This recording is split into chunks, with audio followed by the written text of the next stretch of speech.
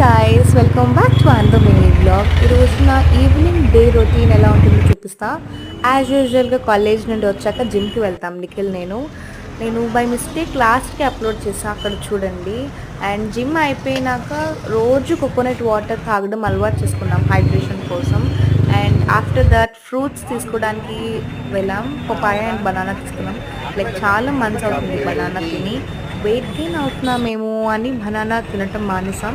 But ఇప్పుడు మళ్ళీ తినాలనిపించిందని కొనుక్కున్నాం. And that's all. సబ్స్క్రైబ్.